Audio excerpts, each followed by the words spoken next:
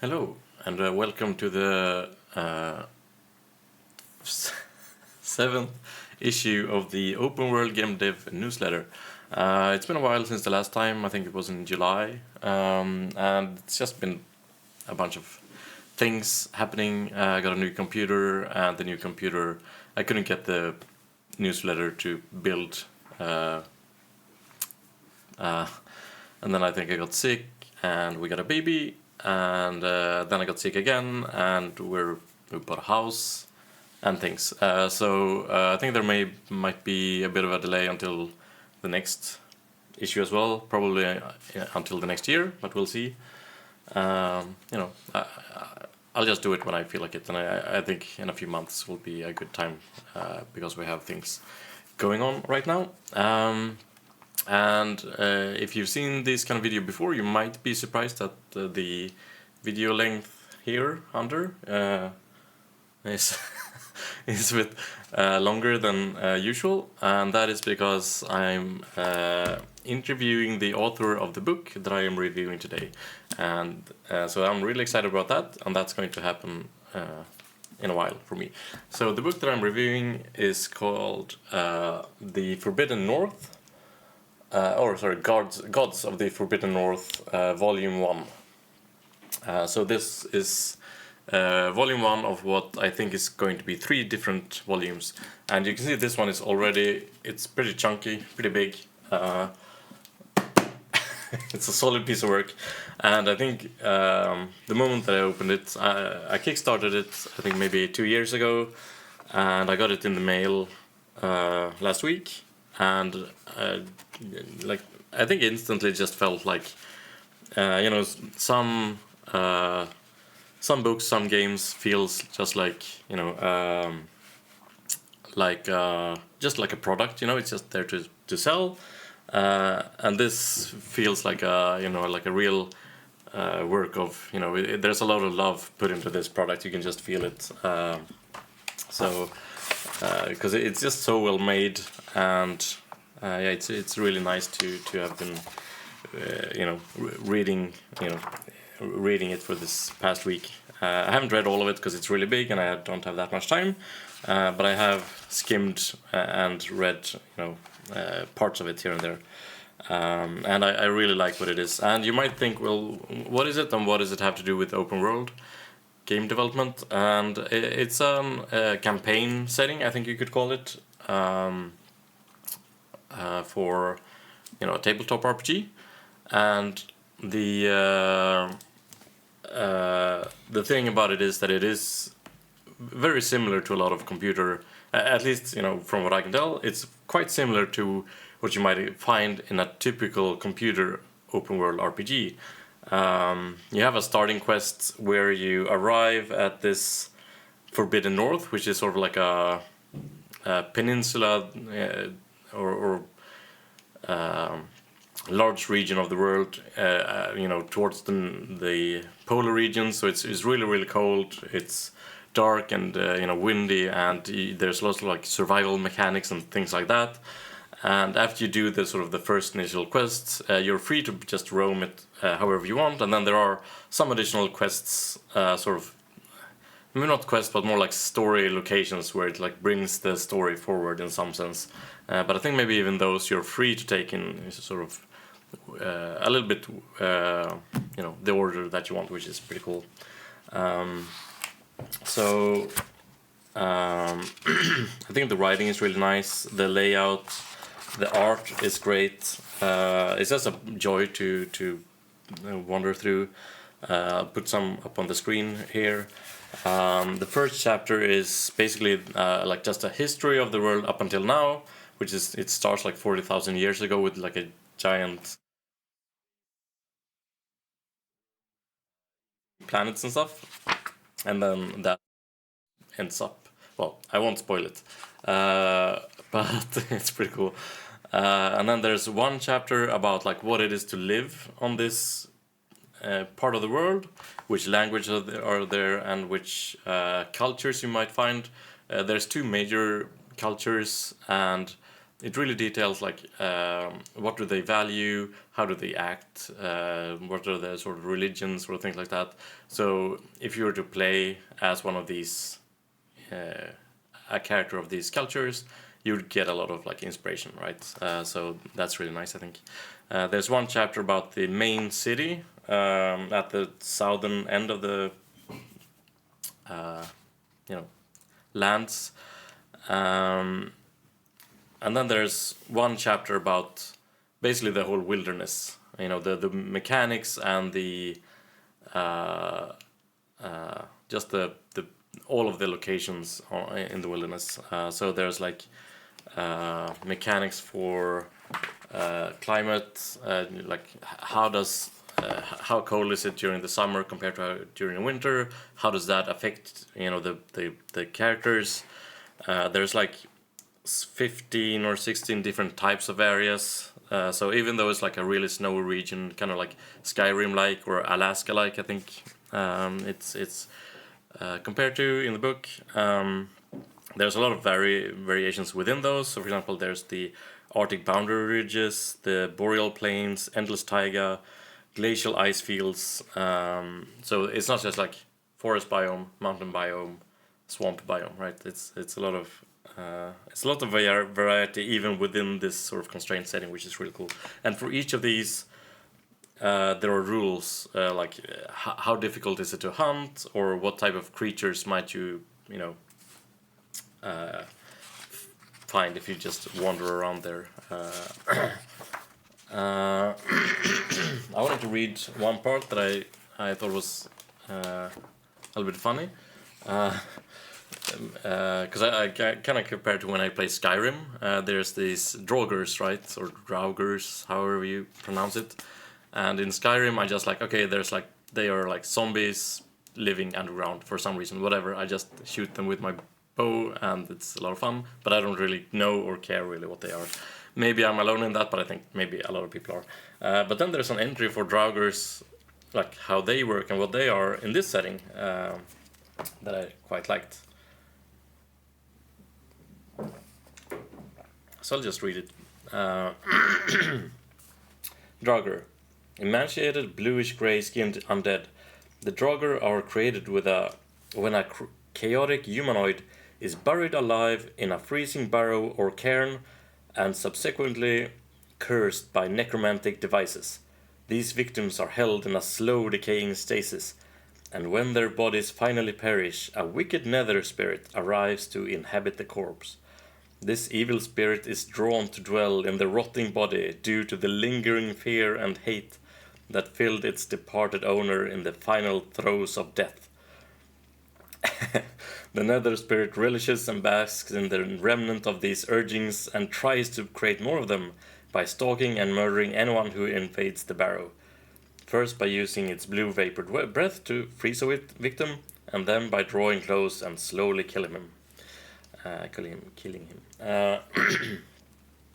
So I think that's quite vivid and evocative, and you really get a much better feeling of what they actually are, right?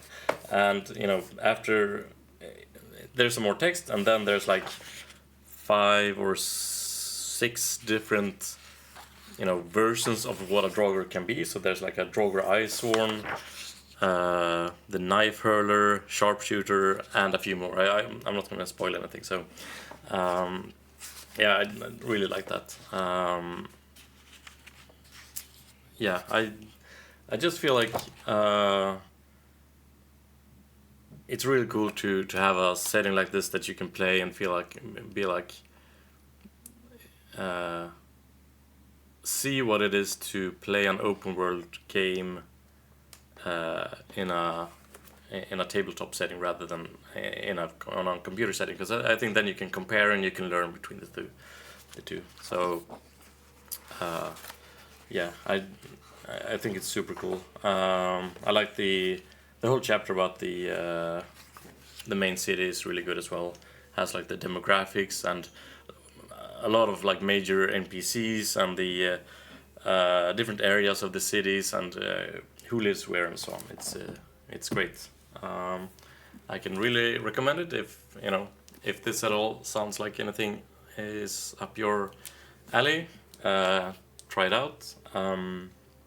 Hopefully, I am going to interview the author in just after I'm done here, so keep a lookout for that. Yes. And it feels really good to hold, I think. All right, see you next time. Bye bye. All right, I've started recording. So, hello. Hello. Hey, how are you? Haven't we been over this? uh, I'm good. And you? Really good. Thanks for being here, inviting me to be here. I really appreciate it. Yeah, thanks for coming. It's my first interview, so we'll see how it goes. Hey, I'm honored. It's it's a very small newsletter, so I don't know how many. Like I know that like at the most I got maybe a few hundred likes and a couple dozen retweets on my announcement for the newsletter. So people see it, but it's not like a huge newsletter or anything. Um, Yeah, but it's got a lot of cool content on it. I was really impressed when I was skimming it, and so I think you'll just, you got to start somewhere, but I think you'll be good pretty soon. So I would worry. yeah, Pretty it's cool. You blend video games with TTRPG stuff, which to me is actually really interesting, and I'm really excited actually because I kind of did that a little bit with my intro adventure. If you saw it already, the way that I started yeah, my yeah, intro yeah, was like playing a video game. The way they do you know, yeah, definitely. I like the whole. the character. It, Yeah, it seems like uh, it really seemed like in a lot of ways like a typical computer open world RPG where you play some sort of introduction quest or tutorial and then you start and you're like free to go anywhere you want, and I think that's really cool. yeah, I like that a lot. I thought I always think of those games where it's like, boy, I had a long night's sleep, and you see the guy get up and he walks over and he looks down, throws water on his face, looks in the mirror, and it's like, do you want to be a guy or a girl? And you pick your hair, and then you go around like through the opening scenes picking stuff. I was like, oh, that's so cool. We should do that with an RPG. Yeah, It's yeah, so yeah, much fun. yeah, why not? It's a more sort of get yourself into the game quicker than the typical like okay, let's sit down for 2 hours and make characters type of thing. So I it's thought good. it was neat, and the group can. The way I did it was like, can the group do it together? Like this, they're all on board this ship, and they're all doing this kind of together. It's kind of vague, so the assumptions they're not, that they're all kind of going through, and they get to go step by step with Gavin's OSC procedures for character creation. Mm-hmm. So they pick their race or their class depending on which version they're using as they look in the mirror and see what they are, stuff like that. I thought it was kind of funny. It's kind of an inside joke, I thought. Yeah, it's very nice. So let's start or continue with if you could tell us a little bit about yourself and your publishing company, I guess Pulp Hammock. Is that the name? Yeah, Pulp Hummock. Hummock is a hill, and I actually live in Kitts Hummock, Delaware, which is a beach on Delaware Bay, just a little north of where the actual ocean is. So technically it's on a bay, but part of it's opened out, and you could theoretically see out to the ocean if I knew what direction I'm looking in. Okay. And Kit's Hummock it comes from this name of this guy named Kit who found his hill, and he set up his shacks and wanted to hang out on the beach in the summers here. And my wife and I bought here a couple years ago, and we moved here. We're both professors, and we work at the University of Delaware, and so we just kind of fell in love with the place. And when I founded the company, and I really started getting serious about what I've been working on for several years already, I was looking for a name, and I love pulp sword and sorcery stuff, and I was trying to think of a unique name, and then I started thinking, what about Kit's Hummock, since this is where I'm kind of based out of, and it kind of came from there. I said, what about this is pulp material, this is sword and sorcery, this is the fantasy we all kind of like, love, Yeah. and kind of rising on the hill out of this swamp, basically, because that's what's there's a swamp behind me and a beach on the other side of me. So that was sort of the joke, was that this is better than the stuff that's in the swamp, you know? Like That's nice. whatever, man. It's kind of a joke, but Cool. Yeah, I was in Delaware visiting a friend for a couple of weeks when I was 19, I think, so 20 years ago. oh, Uh, I don't remember that much. It's very flat. That's what I remember. Like, there's not much to remember. It's like it's literally. I didn't even know before I moved here. It's such a small state. I guess in Europe, you guys are probably used to smaller countries, but like I've seen these big, Florida, Texas, these huge states that are massive. Like Alaska, which is like freaking like 800 countries stuck into it, right? And then you got this one Delaware, which is like it's like a blip on the radar. You barely see it. And I'd always heard of it, but apparently it was the first state to ratify the Constitution, and it's got one highway going down it. That's it. I'm exit 91. all right. Could you? So I'm gonna show the book again. I showed it previously in my Oh yeah, review, but here it is. Could you tell us a little bit about about the book, how you started it, or what do you think makes it special? Anything you want to mention as an yeah. introduction? Okay, so really, I just started going, man. I really want to write a mega dungeon one day. This was How like long ago? maybe 7, 8, 9 years ago now. I'm not. It's kind of hazy, but I remember I was at Penn State when I was a professor there, and I remember the night kind of where I started thinking about it. I just don't know exactly when. And I was in my office, and I just was like, I love Mega Dungeons. And I was pouring over them, all the ones I own, and I was like, I really want to do one. What? You know what? What's stopping me? Why am I not doing my own Mega Dungeon? Right? Like, and you just had that frank sort of, it's just gonna be for fun. I wasn't envisioning any of this stuff, the Kickstarter, or any of that stuff. So I just was like, you know what? Okay, let me come up with a premise. And I just started thinking, and I was like, you know what? I actually made a list. And I was like, what's the premise, the one line premise of every mega dungeon? So I was like, okay, Rapanathuk, this sunken graveyard with a huge, vast dungeon under it, and I started going Castle White Rock, this ancient castle on the blah blah blah, one by one, just going down, and then finally I kind of was like, what's been done, what hasn't? And so I was debating between a prison and this icy castle on a misty lake because of Conan the Destroyer when I was a kid. I used to love that movie. I remember that icy castle and Arnold Schwarzenegger Yeah, swimming. And I was like, that's so cool. Like that scene is really neat with the music and the Nightbird going to it. And I was thinking, like, man, that's kind of cool. And I kind of went back and forth, and I started thinking of Skeletor, like in his castle, and Castle Grayskull. And I was yeah. like, There's a okay, I quote got it. from Skeletor in the book. That was kind of Darn funny. right there is. Yeah, no, I was like, okay, I gotta like take all the stuff from my childhood. I was born in '82, so Oh, I was raised in same. these cartoons. Yeah, okay. All those '80s cartoons, Hanna Barbera stuff. I was raised on all that kind of stuff, and my mom used to let us just watch TV all day. So my brother and I, we talk to each other. Sometimes we talk in quotes of shows, and that's all we do all day because we watch so many. So I was like, I got to do something that's sort of like an ode to my '80s, early '90s kind of experiences growing up as a kid, and so this castle kind of emerged from that, and then I started, you know, typing up this sort of opening that was really brief, not a lot of background, and I said that'd be cool. And first, it was just supposed to be the castle itself that you drop into something like kind of like the way originally, Rapanathuk or Panathuk, however they say it, um, dropped into any place you wanted it to. And so I was just thinking about that, and I was like, I just went from there, and I said, okay, I need maps, and I'm not a cartographer, but I'm a writer. So I was like, I need a good map maker. So I started looking around. I looked first at Dyson Logo, and his maps are just so amazing. I love his maps. And but he's Dyson Logo, so I was like, well, he's probably busy. He probably is too expensive.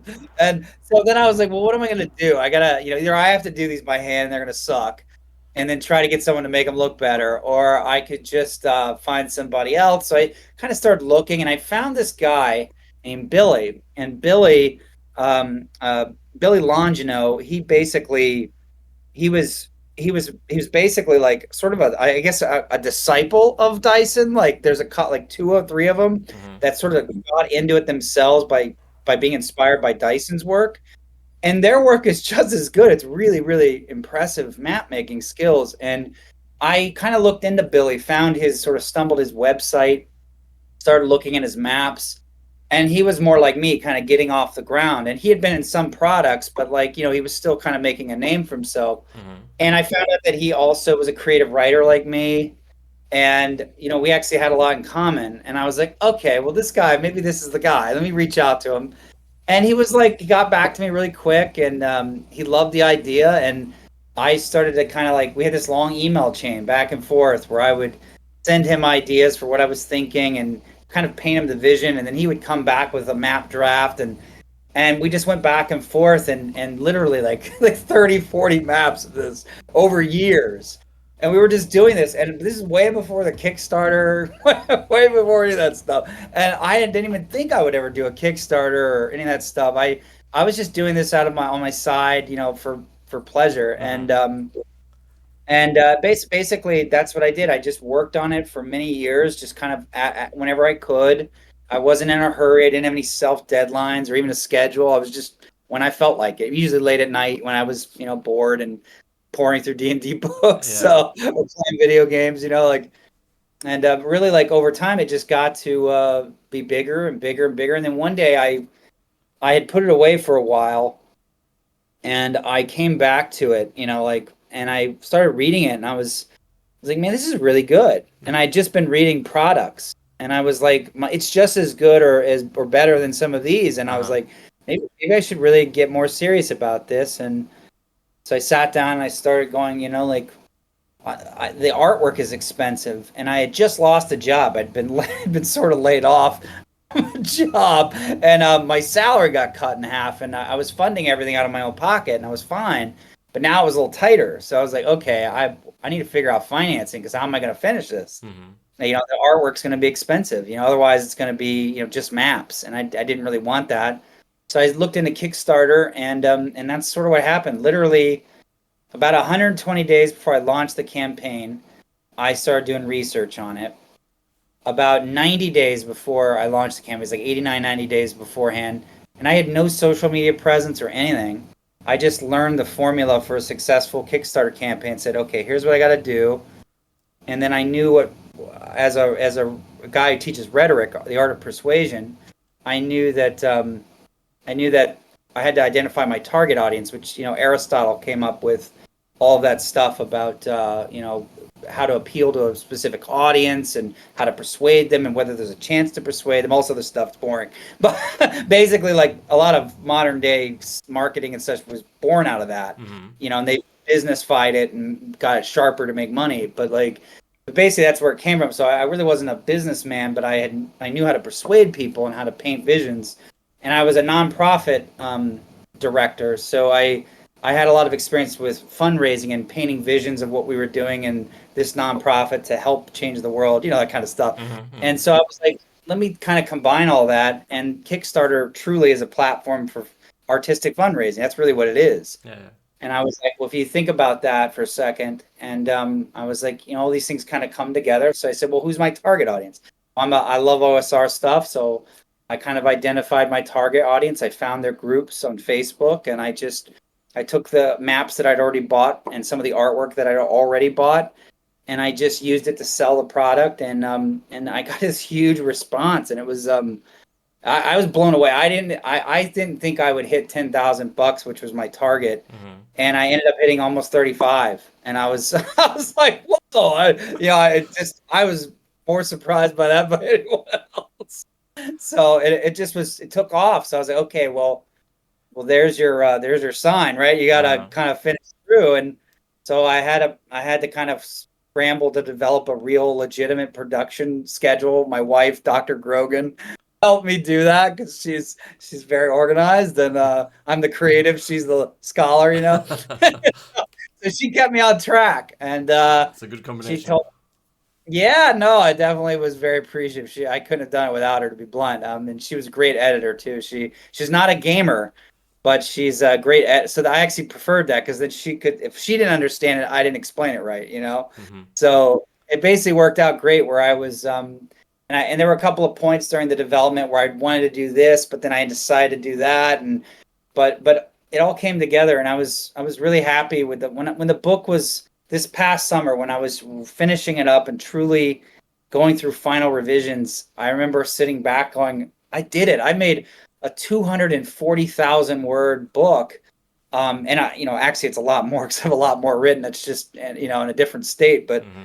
I was like, wow, I put it together and it's really good. And I read it. I'd put it away for like a month and read it one more time, and I was really, really impressed with what I'd done. I mean, I basically created a setting, and someone had to tell me this before I could actually admit this. I'd made a setting, Yeah. and not just, and I know this actually ended up not being the mega dungeon, the first book. It just was the world that sort of held the mega dungeon Hmm. and the surface world, but there was just so much detail in it, and it's got like the starter quest, which I think is kind of innovative with the way it starts out with that embedded character creation for the whole group. Literally, they show up, they sit down, and you start the adventure, and you make characters together without having to have any preparation. And while you're doing that, you're learning lore about the world, just like video games do. I learned from the video game industry, like my Red Dead Redemption 2, State of Decay, Days Gone. I love zombies and cowboys, and and Skyrim, of course, right? Like the Yeah, beginning. yeah. I had a feeling there might be some Skyrim in there. Although this Oh, feels a little 100. bit darker, kind of, than Skyrim in some Yeah, sense. no, there's definitely some differences, Yeah, but oh yeah, huge, huge inspiration from that game. Yeah. So I felt like I learned a lot from the video game industry and imported some of that. And I could see some people like not liking the idea of that, but I felt like, well, they make games that keep our attention for hundreds of hours. And even if the way you play it's a little different, tapping buttons and learning, depending on the type of game, I feel like there's still the game, concept is there. It's a yeah, game. yeah. So like I guess like to get people kind of together, I was like kind of using the opening of like say Helgen and Skyrim as sort of like a model, and how do you do that with a group? And it was just cool. I got this one starter quest that gets you into the game, gets you launched off like a slide into a big pool sandbox. And then you've got, five low level dungeons that are spread out that are all kind of unique. And then you've got, hundreds of low, 100, I think it was 120 something locations in the wilderness that were very carefully detailed. Tons of terrain with their own unique wandering monster tables, and of course, every monster and all the planned encounters, minus NPCs with class levels, were all new monsters. There's like a ton of new monsters in the game. I think I was 141 just in volume one. It was actually I'm already at 250 total, but those are in the other volumes. Mm. But I've got like 141 new monsters. So even old players like myself and all the guys I game with, who are like, oh look, it's a troll, everybody, and they know exactly what to do. That little trick of changing things a little Mm. bit, and suddenly they don't know, and they always got really scared, which was like kind of like the first time you played, and Yeah, so that was sort of what I was trying to go with, but I also didn't want to totally diss the classic monsters. So most of the wandering monster tables have a lot of the classic monsters packed in them, so you still have them there. But all the encounters I wanted to be from scratch with the new monsters or new takes on monsters that were classic to make them kind of scary and unpredictable and new. And that was sort of the idea, kind of familiar but different, you know? yeah, yeah. It's like I'm sort of coming from the other angle. I'm a computer game developer, Yeah. I really see it as like we can learn a lot from tabletop RPGs. That maybe there are of course a lot of game developers, like computer game developers, who play to RPGs, but maybe not as many as there should be. Because I really think Yeah. there's a lot to learn, a lot of resources that we could use that maybe we don't. Like in every newsletter, I try to include a number of things that maybe are just about originally about tabletop RPGs, but actually are interesting to us as computer game developers as well. What can I ask you? Even though it's your interview, can I ask That's you? totally fine. Yeah, what like can you give me an example of something that you think was that you think's really cool that tabletop does that you think video games should look more into? Just I know you've Oh probably got a wow. good answer. uh, You're like so much. Huh? Now you stumped me, I think. Well, I mean, so I picked up a few books here, and from my shelf, and I don't know. Have you read this one? Let me see it. It's Into the Wild, a high level resource for OS. No, I've not. I've I never seen that. I'm gonna go buy it in a minute though. yeah, yeah, it's really good for like it has like rules for traversing, hex map and like you know if you're camping, how long do you want to do a short campsite? If you do, then you have like less time to like recuperate, and Yeah, it even goes into things like you know all kinds of different things you like different geographical things you might encounter and tables for rolling them up and so on. yeah. Uh, so I don't know. I think uh, Sort of the resource management maybe elements like I'm a big fan of like State of Decay 2. And I love that game. And I know people bashed it because I guess it doesn't have a story, but I was like I loved it personally because I didn't have time to really get into a game at that point in my life.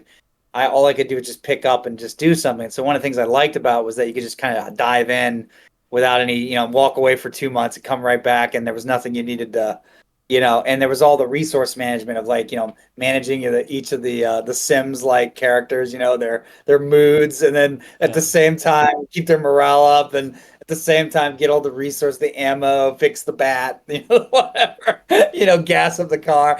It was just like addictive. I love that, and I think a lot of OSR games seem to be obviously a lot more about resource management in a way that I think maybe newer games are tend to not be, or at least on their initial assumptions. Like 5e tends to kind of gloss over some of that stuff when it's not related to maybe like combat, like hit dice.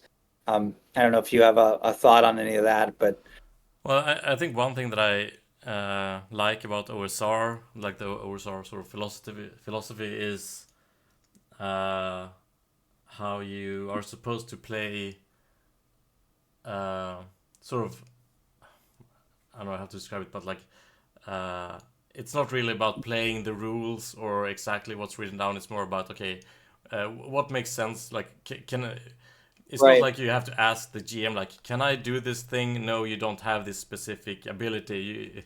Right? right, That's in some games. It's more like, well, of course you can do it because you might fail, but you can always try it, right? Or right. it's more about like a not necessarily about I'm gonna search for traps and I just roll a die and see what the result is. More like okay, I come into a room and I'm gonna like try and feel out the doorway to see if there's like anything weird there before Yeah, I go into it. I've lost a very dear character of mine because once I forgot to do that, and it turned out to be like a huge piece of meat that just wrapped around me and ate me up. So, and I think computer games tend to be maybe a bit too sort of rulesy and maybe not allow for that kind of freedom. yeah.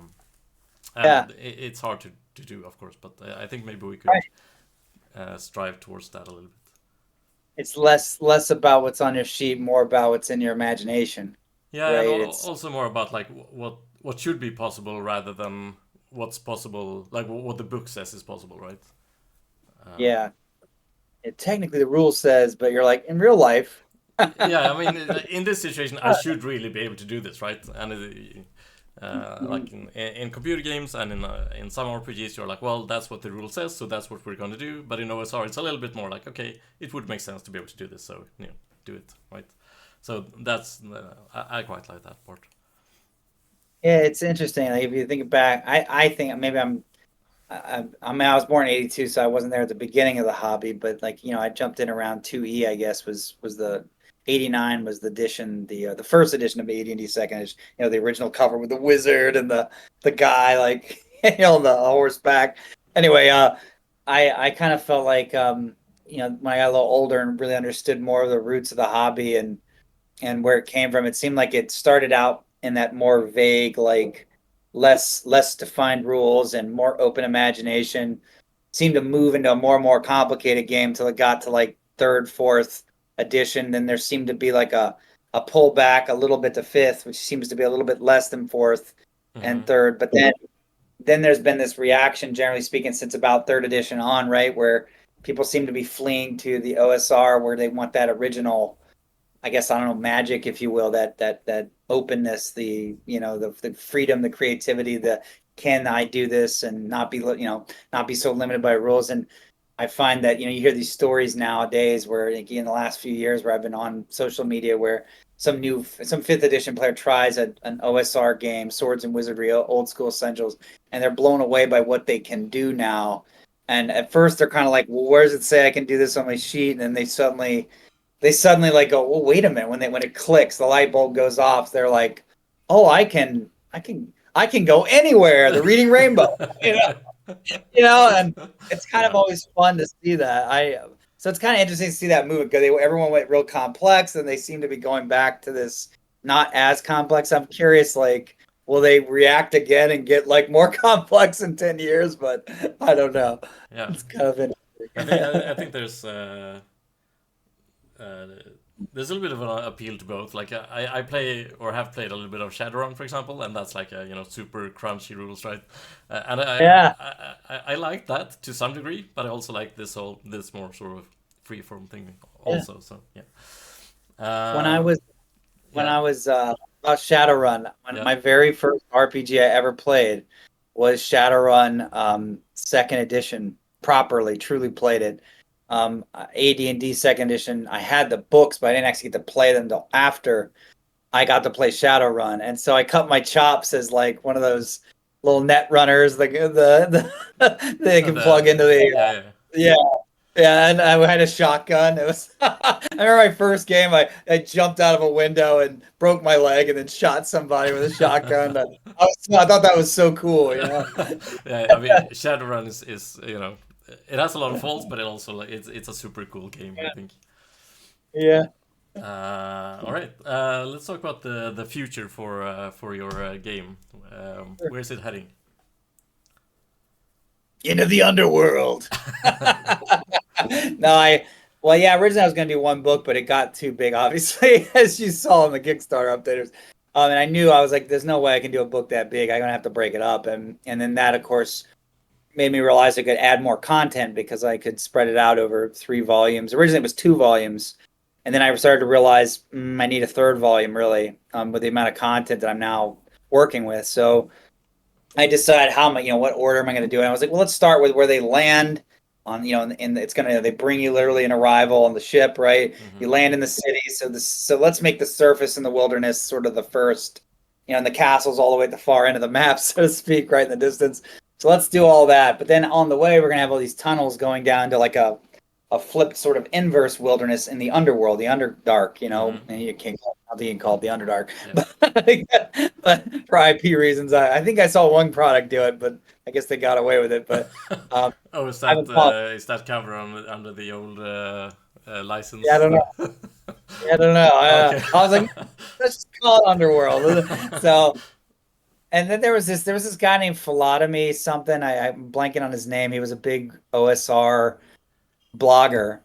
He had a really cool website a long time ago, years, and he talked about the sort of like underworld and the way it broke the laws of reality. And it was a really cool blog. A lot of people know about it, and I read it a long time ago. And so I was sort of like, well, since I'm using that word underworld, and that sort of got conjured up. And one of the like Vault of Larencar is a really one of my favorite modules I ever played by old Necromancer Games, which is now Frog God, and it had this place called Quail Valley, and of course under the valley there's this kind of reverse underworld, and I thought that was so cool that they did that. And I ran it right away when I read it because I was so like enchanted with it.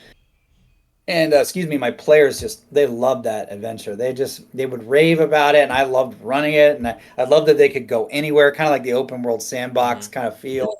And it's not just going left, right, it's also up, down, it kind of adds that level. So I was like, I got to do that. That's so cool. And So the second volume is really all about the underworld, and there's another right now 5 dungeons. There's 2 dungeons. I think I'm gonna stretch goal them. If I get a certain amount, I'm gonna unlock those and add them to the product. But I view them as kind of being optional, so that's why I decide I'm not sure if I want to take the time to do that unless there's a reason. So I'm right now it's gonna be 5 mid level dungeons. 1 or 2 of them are high level. Um, and then there's going to be this massive Cyclopean city probably in that product. I'm debating whether to put it in volume 3, but I think volume 3 has so much castle content because that's the castle itself Hmm. and the dungeons. I'm thinking I'm just going to put that Cyclopean city there. And then the last level, which is kind of beyond reality, without spoiling too much, Hmm. I'm just going to tack it on to the very last chapter, the 3rd volume. But that's already been written. That was actually the first chapter I wrote a long time ago. So that's kind of it. That's Cool. my goal for the future is a Kickstarter for Volume 2 in a few months after the Christmas season because it's bad time to do it right now, and then try to get it out by next summer, hopefully, and then do it again the following year for Volume 3. Get it out by spring, like for the Kickstarter, and then have it fulfilled by the end of summer. And that's sort of the short term kind of goal with this. So that way, hopefully, in 2 years to a year and a half, I'm totally finished with the dungeon. Nice. I got there was something in the book that hinted at that you're planning on expanding the universe or the Mm. planet, I guess, in the future. Is that something you're planning on doing as well? Yeah, my original plan was to do a setting book, but then what I actually decided to do is I was like, you know what? I'm doing a continent that's like a super adventure. You're learning about the continent while you're doing the adventure. Hmm. Why not? Sometimes I love setting books, sometimes I hate them. It's like a love-hate relationship because you're like, oh, this is so cool, there's so much, but then you don't have a real adventure written out and you got to do it yourself. And you're like, I have no time. So that was like, what if I'm doing this already with the North? Why don't I do that with like each continent? Uh-huh. Right now, and this is not a set in stone thing. I'm just thinking out loud, but I'm actually thinking I might do a second mega adventure for the Imperial continent next, the South, and then just have a huge adventure there, and then another con, and just build the world with each mega adventure. And Nice. it'll have references and ties to the other one, and but yeah, I was thinking about that would be kind of cool. And the world's called Magis Terra. And the original idea was the setting book would be called The Overlords of Steel. So I think that's what the next book's definitely going to be called, The Overlords of Steel. But I think it's going to be the Zarkith, which are like the Snake Men, right? A lot of Lee Brackett kind of references. I love Lee Brackett and a bunch of the other authors from the 50s and 40s. But I was thinking that would be the next product, like the whole southern continent where the empire fell. It's in chaos, anarchy. These little domains like of these overlords who have the cosmic steel. And what is the cosmic steel? Where does it come from? And all it's kind of so it's connected, but it's got its own kind of feel to it. And I was thinking that'd be a cool way to keep the world going, just kind of build it continent by continent with a map. Basically, Elder Scrolls. That's what Hmm. they did. That's where I got the idea. Yeah. Because Elder Scrolls, right? And then that how they progressed. One game was like a different Yeah, part yeah, of the yeah, yeah. world. Cool. I look forward to interviewing you again about it in 8 years or so. Yeah, that'd be fun. If I'm still alive. No. Yeah. Uh, yeah, so this has been, I guess you've roughly been working on this for almost a decade now. And when did you start testing it, or how has that been? I didn't do the entire thing together as a whole. I never really got the chance to do that. But I Hmm. did play test simple done like each singular location. Uh-huh. The initial ones. Some of the later ones that I wrote in the last year, I had groups do that for me. Some of my backers, one of them was a guy named Atronarch. That's his little handle. He doesn't. I don't think he wants me to tell him his real name, but Atronarch and his group, they got a shout out in the book, and he was one of my backers, and he's a great guy. He's actually very business savvy. So I would he was like telling me, Rob, you need to do this. I'm like, oh damn, he's right. So he slapped me on the head. But he like right along with my wife, my wife and Atronach. Yeah. So, but they were very helpful. But he play tested. I think two of the locations off the top of my head. One I had actually ran through, but the other one I had not. And basically, he confirmed the first one was great, and just gave some rules tweaks. He had a really good perspective on some of my older tendencies from other games, like the all other editions of D&D I played, like too many ability checks and stuff like that. He kind of came in and, hey, we don't like that. And oh yeah, that's right. Because I mix my editions up, to be honest with you. It's just D&D, Yeah, yeah, yeah. and you know what I mean? Like I just, I mix it up like everybody else does. So, but I was able to like really polish it up and do it to the level that I think the OSR community wants because of his insight. And so he helped on that. She helped on the proofreading, and then I had a couple people who read it that gave me just big world global ideas and issues that they saw, and I was able to tweak them and fix them. And really, it really came together well. I mean, I couldn't catch any big errors after that. It was just tiny little editing stuff, that kind of thing that I've noticed since I've looked back at it after the printing. Mhm. But yeah, that's yeah. So I mean, a lot of players have died. A lot of characters have died. A lot of players have. A lot, uh, Is it that scary? few wipes here and there. It happens. But Cool. Uh, so have you like do you have any references or resources that you like go to when you've made this? I don't know, fact books or anything like that. Oh, well, I guess it depends on what you're talking about. Like when it comes to like the more D&D gamey stuff, there's a lot of like old school references that I use. I really love Michael Curtis's The Dungeon Alphabet. Like just Hmm. going through that book, I think like you I get have that so in PDF or something. it's a great book. Yeah, Michael Curtis is fantastic. I'm a big fan of his. Hell was an awesome dungeon. I read through that just for inspiration, and you'll see so Mm. many ideas in that book alone.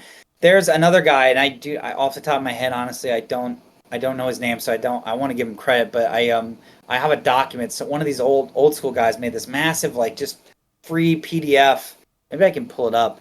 A free PDF where he's just got all these tables and ideas, and it's just like let me give you the name. I want to get it right because I don't want to make this lost obscurity. And I like just going through his stuff is really really Courtney. That's it. Sorry, Courtney Campbell. Tricks, empty rooms, and basic trap design. If you've ever read it, it's just this PDF. It's 30 pages, and it has all these like room description, just really brief what you would find in like a castle, and like it was just really really like a nice research helpful document of like here's what to expect. 99% of the things you're gonna run into are probably here, and it doesn't cover everything, but it's got a huge framework, and it's That free. sounds like So something I that should link to in the newsletter. you should, great. Maybe you can send me the name Sure. after. I will definitely. I'll drop it. Actually, I'll just drop the document and see if it's should be good. Yeah, it's 4 megabytes. Okay, There you go. I cool. just sent it to you, so you can down. So Nice. that was a really helpful one. Dungeon Alphabet. I think the 10-foot pole. Anything from 10-foot pole, like a lot of blogs. I think there were blogs I looked up for wilderness crawls, and I mean, there's too many to name, but I mean, the usual suspects. Justin Alexander and Joel Hines has got some interesting ideas on point crawls, which I might be kind of porting into some of my underworld stuff because it might be less of a hex crawl and more of a point crawl. So I'll get Hmm. to do both, a hex crawl on the surface, point crawl underneath the ground. I was thinking that'd be kind of neat, and then everyone can have everything, right? Trying to think, there's a tons of stuff. I could go on and on, but I mean, the OSR is just kind of rife with like Yeah. tables, and a lot of times I just kind of like let me go look and just find anything I find on castles, for example, Hmm. and I'll just start looking at like different castle tables, and anything that sounded kind of cool, I would just write down real quick, and then I'll come back and develop. And what can I do with that? And I also honestly like, since you got the video game thing, you're gonna kind of laugh about this. A lot of my stuff I actually pull from video games. I was raised on like, Quake and Doom and Wolfenstein 3D, first person shooters. A lot of my stuff actually has a lot of inspiration from Doom, at least in its initial stages. Like, if you remember some of those levels, like Doom 2, like tricks and traps, you're like in the circle room, and there's all these doors around you. Each door, you go to any door you want, to do the level, except for the keyed ones. I was like, that's so cool. Like, I want to do that in my castle. So I've got like, I've got kind of a Doom inspired kind of, obviously it doesn't all translate to tabletop Yeah, smoothly, yeah, but yeah. but yeah, no, it definitely the idea. Like, for example, you walk in the room, there's all the barons of hell, and their backs to you, and the cyber demon sees you and starts shooting you, and it hits the barons. They all start fighting, and you're like waiting for the waiting for the battle to clear up. I thought that was like a cool idea. And so like I try to think of like Legend of Zelda, like what are some of the cool puzzles from that game? Because like honestly, video games have some really cool tricks, and even if it doesn't totally work, it can start Yeah, you yeah, yeah. on your brainstorming. And that's honestly like that's what I did. Like there's this one puzzle, for example, I got out of a Doom Ultimate level, I think. And what happens is in the game you turn around, you run through the beginning of the level, and there are all these like torches, and they're lit a certain color, and they're in a pattern, Hmm. and you're like, oh, that's nice scenery, and you run off and you forget, you're blowing away the demons and stuff, and then you get to this room, this massive room, and there's all these pillars and a big pit, and all the pillars are different colors, and the colors match the Right. torches. Yeah, The torches by which one to jump on. And if you jump on the wrong one, you just die. yeah.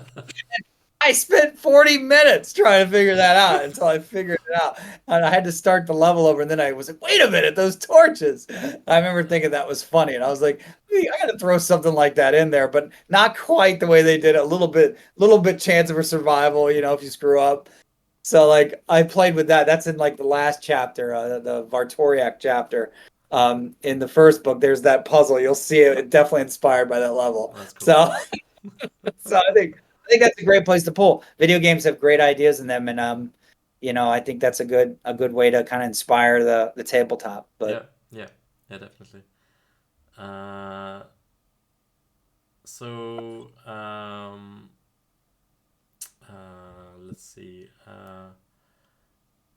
Uh, do you know like of any resources that you could recommend to the GM who are like running this to like assist or complement it in some way?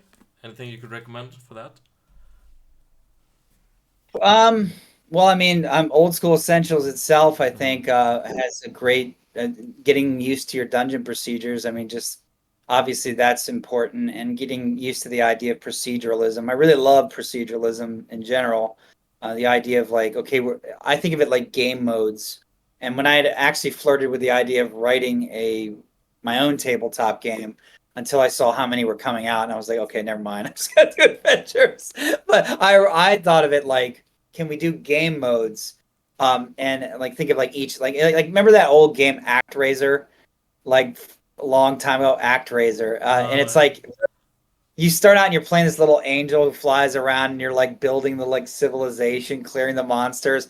And then when you go and you have to clear out the monsters, you fly down, and then the thing spins, and suddenly you're a side view, and it's two. You're I running haven't through played an it, but I've action seen game. it. Yeah. So I was like, that. Think of that as like two different game modes, right? Mhm. Like, the first mode, you're in this world building, and the next mode, and each one's its own little mini game in the larger game. And one of the things I like about BX D&D in general is that it's got those game modes sort of packed into it, but I kind of want to see the game that kind of pushes it further, and it has like, like I think of it like I don't know, Star Wars. Like if Star Wars did this, for example, and I know you don't have the IP, you can't do that, but let's say Star Wars, you'd have like, shootout mode, or fight, combat mode, battle mode, whatever you want to call it, and like that's normal like D&D, run around, shoot, and try to win. Then you've got, like your exploration mode, or you got your hyperspace mode, or you've got your lightsaber duel mode, or your starship dogfighting mode.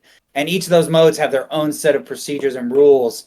And you could like build a game with all these different modes covering all the possibilities.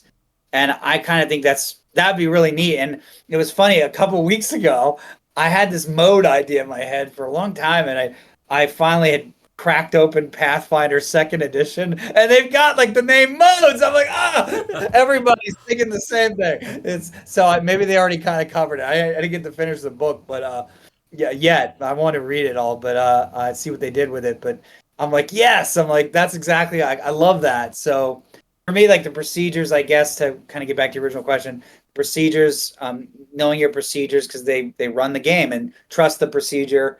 I think in terms of like supplements, I mean, really like, I mean, any book, I think, theoretically, I guess any book that, or any blog that might help you with wilderness hex crawling, since that's really the main kind of thrust of the first book, is going to help you out a lot. And I didn't have a list of hex crawls. There's one site that, let me see if I can pull it up real fast. There's one site that my friend sent me a long time ago, and I was reading it a lot when I started writing the hex crawl of this, and I was trying to get in that mindset. And what are the kind of the best minds out there saying about hex crawling, and I'm kind of blanking on it right now. I don't see it right now, but yeah, there were some blogs I used that I thought were very helpful that spoke about point crawling and wilderness hexing, and Hmm. I got a little bit into the 3 Mile Hex group cult for a while. So, no, no, it makes sense. It makes sense. I ultimately went with 6 Mile in the end of the day because Atronach came and slapped me. He's like, everybody is six. It doesn't matter if it's superior. Go back to 6 Mile. Okay, all right. So I went back to it. But I think the philosophy is very sound for the 3 Mile. It makes sense. But ultimately it became a matter of, well, who's your audience? What are they expecting? All right, let me give them what they want. But yeah, I think that's it. I think anything with hex crawl type procedures or any kind of helpful advice for that. Hmm. Even Justin Alexander, I think, has a lot of stuff on that too. Yeah. But Right. Cool. Have you thought about doing some kind of let's play or yeah, that kind of thing on YouTube, Twitch, anything like that to sort of play the game in front of people and show us how it's done? I show you how it's done. Listen here, OSR guys, you don't know what you're doing. I'll show you how it's done.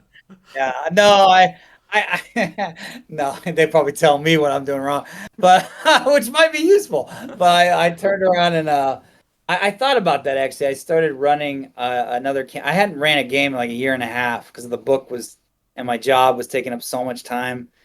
And I started a game like 2 weeks ago, so I just finished my second session literally yesterday, last night. And it was going really well. And I was like, you're pretty good at DMing. Why don't you do it? And someone said that to me right before you did, like 2 hours ago. And I was like, maybe I should do the streamed thing. But I've never done that before, so I'd have to go like learn how to do it. I'm sure it's easy, but Yeah. I don't know the first thing about that. So you can tell me. Yeah, yeah, yeah. I can help you get set up with You what can I know. show me how it's done. I'm not exactly a pro streamer myself, so No, it sounds kind of cool. Yeah, I think it'd be kind of fun. I just have to find a group, and I'm sure someone would be interested. yeah, We'll see. yeah, definitely. So uh, I think this is a very sort of typical old school thing, but it's aimed at playing with 7 players, which is a GM and 7 player characters, which is in my world it's quite a lot because who has that many friends? No, but how do you recommend like because you'll have a lot of people like Yeah. talking and trying to do their thing and like how do you have any like advice for running such a big table and getting everyone to say their piece, or ready, not letting everything take like 2 hours to do every little thing, that kind of thing. Yeah, so I guess first let me say about the seven. When you look at Old School Essentials, the actual game itself, it's designed for 6 to 8 Yeah, yeah, yeah, yeah. player characters. And so this is where I mix up my editions. This is kind of funny. I had been designing the game for 5 because that's later editions, and that's Uh-huh. just the point where you just kind of look over, you kind of skim over those details, don't pay attention to them. And one day I was really diving back in the rules again of BX during my revision stage, and I Mm-hmm. caught that wait, it's for 6 to 8. Oh crap, that's right, because of hirelings and you know what I Yeah, mean, yeah. like. And then I was like, okay, I can't do 5. That means I have to go back. And then I was like, well, then I this is kind of funny how this mistake led to what I think is kind of a cool part about the book. Maybe someone disagrees with me, but and they'll tell me how it's done. But but what I did was I was like, well, how am I going to balance this? How do you balance, 5 or 7 and BX? Because obviously BX, right? So there's parts of it that are detailed, but just enough. So I was like, I started doing this research and kind of going back. And of course, it led me back all roads to the cyclopedia, right? The rules cyclopedia. And then I found this like multi-page, really tiny 3-column description of like this really convoluted, but apparently very accurate challenge rating kind of system that they had developed for BECMI, I guess, because Mm-hmm. that's what the cyclopedia is. And I kind of like started playing with that at first, and it was so involved that it was by all reports from those who'd used it for years, it was pretty spot on. So I was like, okay, so it's pretty solid, but it's complicated and it takes a lot of time. And I was like, I have to make these changes pretty quick here. I don't have a lot of time.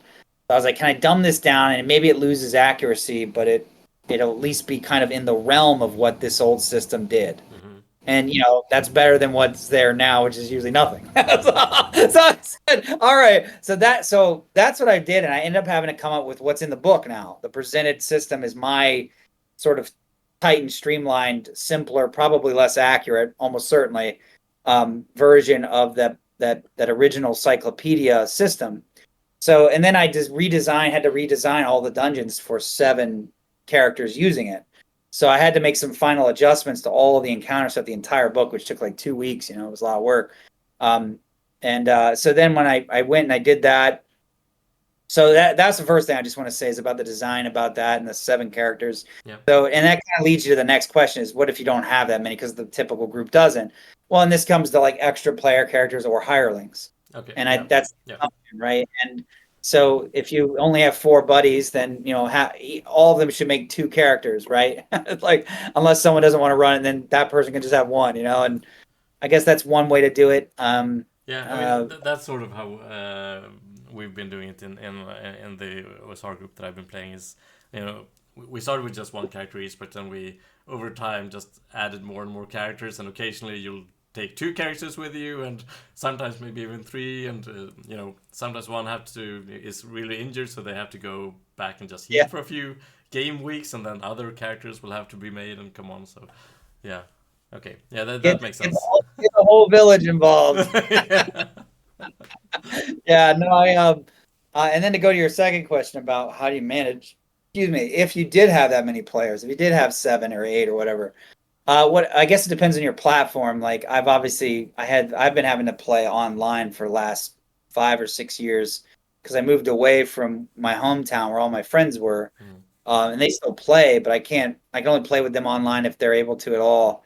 So if I'm in person, to me it's real easy. Like to me that's simple. It kind of solves itself. Everyone knows when you're standing up and talking, Mhm. and I get real animated. So like everyone knows, oh, he's standing. Everyone shut up. And then I'm Yeah. like, what do you want to do? Be quiet, Johnny. What do you want to do? But when it's on Roll20 or Discord or wherever I'm playing, like I tend to tell everyone like ahead of time, like there's obviously it's when I was in the army, we were on a bus when we got rolled into the base, and this drill sergeant came onto the thing, and we were all sitting there with all of our rucksacks sitting down on this bus, two guys in every every seat. And Mm-hmm. he gets on the bus, stares at us, and he goes, "You all have 5 effing seconds to get off this blah blah blah bus." Excellent, excellent, Yeah, excellent, yeah, yeah. right? And what happened was all these 18, 19-year-old guys all leaped up at the same time and smashed into each other, which of course slowed everything down and made them yell even more, right? Yeah. And it was all a really bad day for everyone involved. So when I'm on playing on Roll20, I got Discord. I usually use their Discord for chat. Like you see the same thing happen. Like someone leaps up and then everyone leaps in and says what they want to do. And so Mm. one of the things I do is I'll tell everyone, okay, if we're in an exploration mode where we're exploring the dungeon, I'll say, all right, everyone, this turn, this 10-minute, turn in the dungeon, would you all type out what you all want to do? And then what happens is nobody leaps up and smashes into them. Everyone goes to typing what they want to do. And then it creates a log in the chat Mm-hmm. and a history, a record. And then on top of that, I can then go and deal with each one. And I don't have to keep asking people, what'd you say? Right. The only Mm-hmm. thing I'm asking them is to clarify. So what I use is a combination of text and then, like in combat, I say, okay, it's Michelle's turn.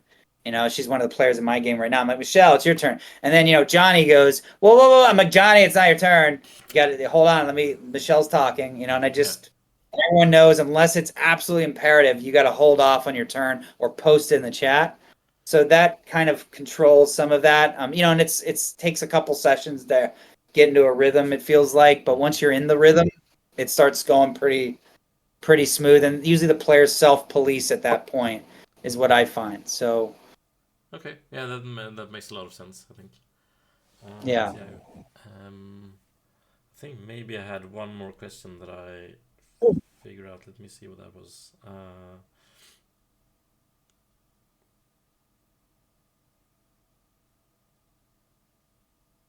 Oh yeah, so talk about balancing, like uh, this area is roughly aimed at like level 3 party, right, or something like that. But if you look at it from the other side, you're a let's say you're a level 3 party, and you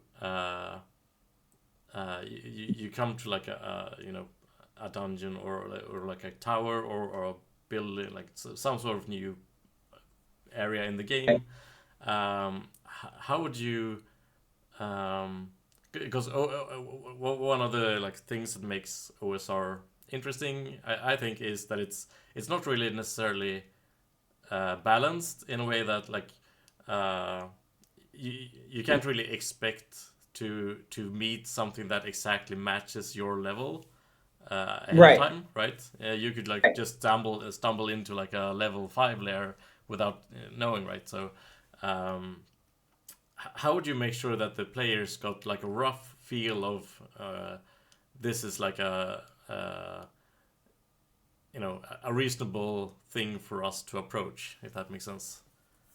Uh, Well, yeah. So I mean, and there's there's a lot packed into that. So mm-hmm. like so like since I had a lot of inspiration from open world games, like typically the games have the ability, which the dungeon master probably struggles with a little bit more on the fly.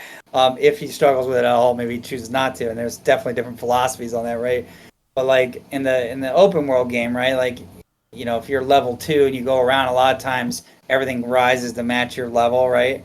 And you don't even see any of that, and that's what it's. But number wise or whatever's going on behind the scenes, a lot of the games tend to do that with some caps on certain places, from what I Yeah. know, Mm-hmm. right? But in the tabletop world, you do see people do that, like on the fly, changing the level. Theoretically, with the system I designed, you could do that by just adding abilities and hit dice if you had some preparation time. I don't personally play that way though. Like my view is, like with like sandbox, like if I say the big bad dragon's over there and the grand heroes of the realm went there last week and never came back, probably shouldn't go there at third level. Right? And if you do, I'll have a couple of telegraph things that tell you really shouldn't do this. But if you really want to go in there, like go for it. And so my view is like just give some warnings. So that I try to put signposts per se, like that are kind of tells that players kind of know is a bad, not that, this is probably a bad move if you go in here too early. Mm-hmm. So for example, let's say the ruins of Fort Eichenvar in the wilderness. It's got like 20 something of these bad guys shoon, who are there, and that's a lot for a small a small party to take on. So, and they have the defensive ground. So like, you think about that and you're like, okay, you see that, but you can see them. You're not going to like be thrown into that, Right. like Yeah. you Yeah. see Mm-hmm. them. It's like, you can see them from afar. If you're smart, do a little recon, you can figure out there's a lot of guys in there and there's only a couple ways in. And should we do this? Right. I feel like if that's what you do and you design things like that, the locations, and you give some warning, then usually that players can kind of make the assumption from there. Mm-hmm.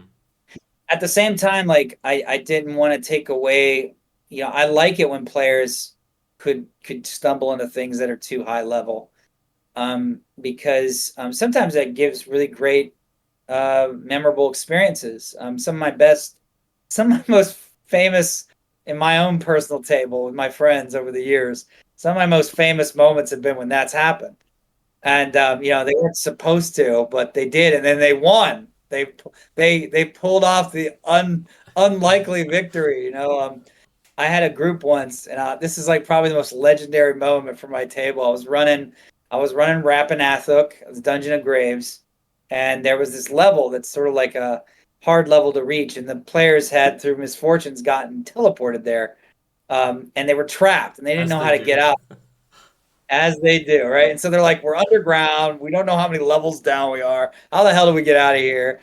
So, they're lost. They're trying to figure out, and they got real clever. They were figuring out ways to avoid wandering monsters. One of the guys happened to be going down to this one river, and the river is like their only source of water. And just by pure chance, I don't remember why, he had like a detect magic up or some ability that allowed him to have detect magic, some item or something. And there was right where they are on the map. I mean, literally, this was not led by me. They literally found this on their own. They found this underwater opening because it was highly magical with like death magic on it, save or die kind of stuff. And it's the entrance to this like secret area in that level 9A in the dungeon. And this really high level bad guy is down there. I mean, like really high level. And like I think in the third 3.5 edition, this guy was like CR 23. And then he's got all these treasure chests for like a CR 23 guy back, in third edition, everything's balanced days. And then tucked into one of the chests is a demi lich's skull trapped in this like box of holding that's like a jeweled box. They're like, ooh, what's in there? And it's worth like 20 grand. They open it and a demi lich flies out. It's like the coolest encounter. And that thing's like CR 30. Okay. So these guys were 8th level. And like there were 6 of them, okay, but they were 8th level. So I mean, in Pathfinder 3.5, I think they were wiped. They would just die. So they go down there. They somehow get past this opening. They get through the tunnel, and they find this area. And of course, the Death Knight stumbles out. I'm gonna kill you, And he moves like 20 feet per move, so he's really slow, like the Terminator. And like it's 2 of the party members. One's a monk. He can move like 70 feet per move. And the other guys that can transform or fly. I don't remember. It's like a barbarian or something. And they're like, they said, Rob, can we take a smoke break? And like half of them smoke. So they all take a break. They all go outside. I'm sitting there like planning their death. Like this is gonna be great. Who am I gonna kill first? They all come back in giggling and smirking. And I'm like, what are they up to? Because I didn't like to listen to what they were doing. I wanted to react to it. And they come back and I go, all right, what do you guys do? And they're like kind of frozen in their original positions. And so two of them run forward and run them past the guy at top speed. And the other guys start falling back slowly and throwing stuff at him, spells and defensive stuff. And so he starts marching. Like he sees the 2 guys fly past him, and he's like, "What's he doing?" But he's just like, "Oh, I'll just go make an example of these guys." And he runs up, and he's about to like start killing all the group that's there. Yeah. The 2 guys that run into the back, they grab the chest and they mug him. And they run out and they just say, "We're getting out of here." And they grab the chest and they run. And I'm like stunned. I'm like, and then they all start mocking me, saying, "Yeah, Rob, we just mugged your CR-23." And I couldn't catch them. They jumped back in the water, and the cleric stone shaped the entrance. And the thing, based on his stats, he'd have to through the stone. It took him like 2 hours. And so basically, like they got away, right? And they go all the way back to the service laughing because they just got CR-23 treasure, and they crack it open in their castle. This is so funny, and they're like, "Oh my god, an artifact! Oh my god, all these magic!" And these guys were like loaded with treasure that they should never have had, and I'm just sitting there going, "That they don't know about the demi." To rise out. And this is where it gets crazy. You can't make the story up. And it's only because of stuff like this. Because honestly, I think Bill Webb and Clark Peterson from Necromancer and Frog God Games, honestly, like they were kind of like the first OSR guys, really, I think that I'm aware of. Because they before the OSR was even a thing, they were publishing Rap and Athuk and products like that with an OSR mentality, but they were using that 3.5 rule set. So anyway, they this is possible in their game. It's not usually in the typical games. And like so these guys are taking all this treasure out that they should never have gotten, and they're just loving it. And they get one of them pulls up this box, my brother, and he's playing this dwarf named Balin. And he always plays this dwarf, Balin Ironfoot. It's like his reoccurring character in every game he's ever played. And he opens up the chest. Everyone's talking about what gold they're gonna, what treasure they're gonna buy with their gold, and they're like literally they cracked open the magic item compendium. They're not even like paying attention anymore. And my brother opens the thing up, and I describe the skull rising out and looking at him, and he goes, "Guys." One of the guys had his book, my buddy Joey, and he's like, he looks up and he looks down, he goes, and he shuts the book. And everyone goes, it just and it flies up, and then I had it cast prismatic sphere and just trap them all in the prismatic sphere, and they're all 8th level. How are they going to get out? And like they couldn't. None of them could get out. They didn't have teleport quite yet. They I don't think they'd blown all their spells. Getting out of the dungeon, and so like I basically floated out through the prismatic sphere. Next turn, I come in. He does like horde wilting, 4 out of 6 die. One's dying, and my brother has like 4 hit points, and he still has the box. And the box is like it's described as this crystal box of holding. And so he's sitting there, and he goes, "Rob, I ready in action." And I'm like, "Okay." And I go, "Next round." It comes back in, and it horde wiltings again. Now you're dead, right? And he goes, "Rob, ready to action," goes off. And I'm like, "What do you want to do?" He goes, "I try to clamp the box over the table." And I go, "I guess that'd be a touch attack, right? Because you just have to." I was like, "Go ahead." And like it was funny, the Demilich had like AC 52 or something, but its touch AC was 17. And literally my brother like had like a +2 or something. Like it was like almost nothing. But he's like he had to roll like a I think it was like a 15 or 16 or 17 or better. I don't remember. But he rolled exactly on the die what he needed. He shuts it, and then they had also gotten a portable hole as one of the treasures, and he throws it and explodes. And he kills the CR-30 Demilich and turns around and mugged my CR-23 Death Knight. And I was just like, guys, I quit. I'm done. They were laughing so hard. Yeah, it was the greatest moment. And so like, I love that that's possible is my long-winded answer. Like, so I don't want that to happen. So I kind of looked at like Skyrim and other games where it's like, okay, you can kind of have a carrot trail of story leads that kind of are suggesting where you should go, and roughly that's based on level. I'm just roughly going to base each on level. It doesn't mean I'm not going to throw something into that level that's out of whack with that if it makes sense story wise, but I'm just going to use that as a guide for most of it. But then I'm going to have everything else around that in the wilderness. When I designed the wilderness, I didn't care about that at all. I was like, what works here and what makes sense? And so I kind of did a little bit of both. Like when I designed the wilderness, I want there to be, you come across a cave and there's 2 tundra trolls that are, pretty tough. And over here, there's a pair of dragons that are way too tough for you. And and there's a tribe of 300 whatever's over here, and that's that. But then when you got those locations, there's sort of a rough guide there. As long as you play smart and don't poke the whatever, Hmm. you should be, you should be at least within the realm of success numbers wise. So that was sort of the way I designed it. And I'm going to probably keep that up. The underworld will be just like the wilderness. It's going to be more just based on what's cool and what makes sense. But the dungeons in it are going to actually be keyed to a level with those rough principles in place, except when I break them for some reason. Like, I like it when there's something in the, like for example, on the surface of the castle is designed for eighth level characters. So it's going to be a high level mega dungeon. Like I think that's going to make it kind of interesting too. Like I know a lot of times they go first to 10th level.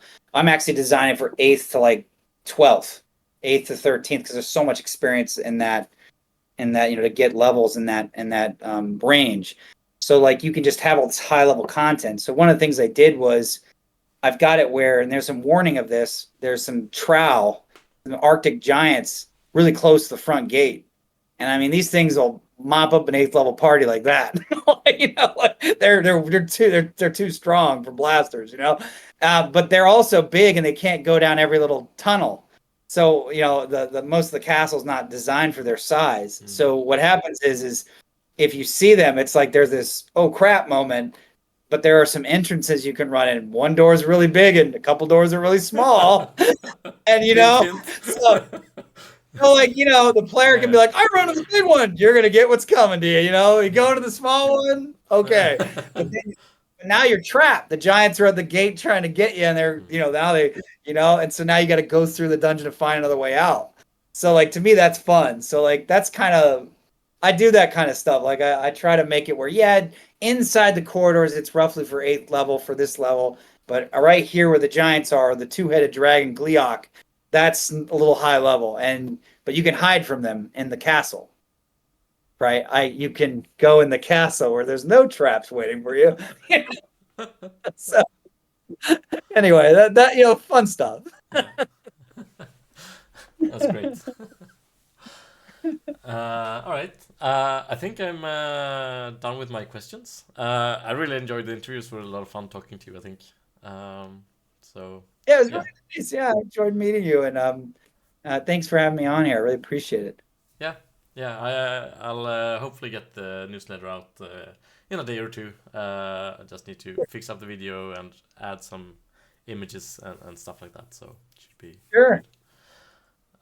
Cool. Yeah, I think this worked really well. Maybe I can do some more interviews with other people in the future. Would be fun. I've actually one of the things that I've thought of doing as sort of uh, like a counterpart or like a side by side thing with the newsletter would be to do like a maybe not like a podcast, but maybe like a uh, bring a few people together and just have like a chat about open world, design Yeah. basically. So that's something that I sort of have in my ideas, but I just need time and energy to actually get started. So we'll see when that happens. But Yeah, if I do, maybe I'll see if you're interested in it'd be fun. yeah. It'd be a lot of fun. All right. I think I will thank you for your time, and until next time, have a good one. Take care. Yeah. Right. Let's see.